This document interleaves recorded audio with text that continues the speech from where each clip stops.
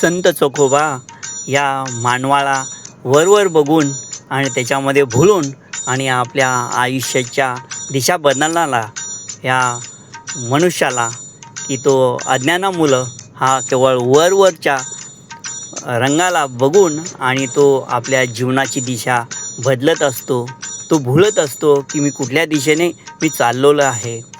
तर संत चोखोबा आपल्याला समजावून सांगतात, ऊस डोंगा परी रस नव्हे डोंगा, ऊस डोंगा परी रस नव्हे डोंगा, काय भुललासी वरिलिया रंगा. ऊस डोंगा परी रस नव्हे डोंगा, काय भुललासी वरलिया रंगा. की ऊस हा जरी वाढताना हा वाडा टेकडा असला, वाकडा असला, तरी त्याचा जो रस जो आहे, ऊसाचा रस आहे, हा साखरेपेक्षाही मधुर आहे. हा अति गोड आहे. हा शुद्ध आहे, पवित्र आहे, खूप लाभदायक आहे. तर केवळ त्या ऊसाच्या काडीच्या किंवा वाकड्या याच्याने वाढणाऱ्या झाडाकडे न बघता त्या ऊसाच्या आतमध्ये जो रस भरलेला आहे, त्या रसाची तू गोडी जाण.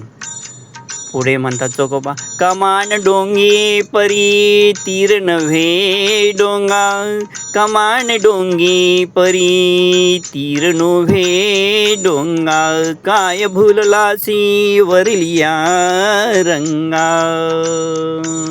चोखोबा म्हणतात की जरी कमान ही वळणामध्ये वाटली, तुम्हाला वाकडी वाटली, तर त्याच्यामधून जो तीर निघणार आहे हा सरळ जाणार आहे.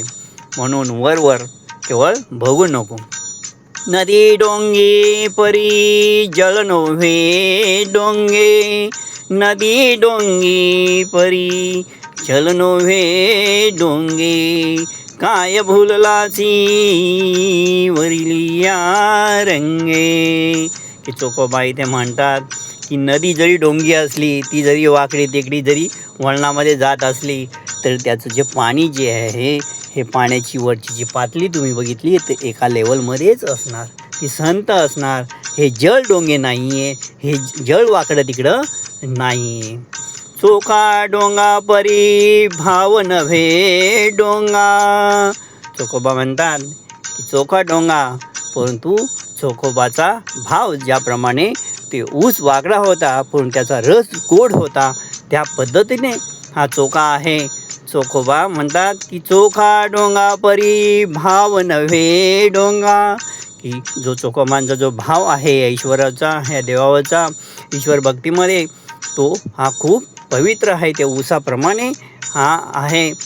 तो पुढे म्हणतात चोखोबा, चोखा डोंगा परी भाव नव्हे डोंगा, काय भुललासी वरिलिया रंगा.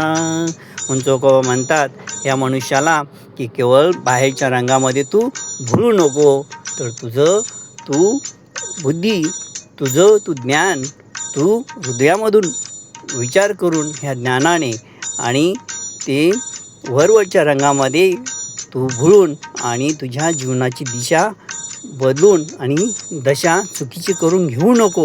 तर खरंच या ईश्वरावर विश्वास ठेवून आणि तू तुझे कर्म कर आणि या तुझ्या मनुष्य जन्माचा तू उद्देश जो आहे हा सफळ करून घे.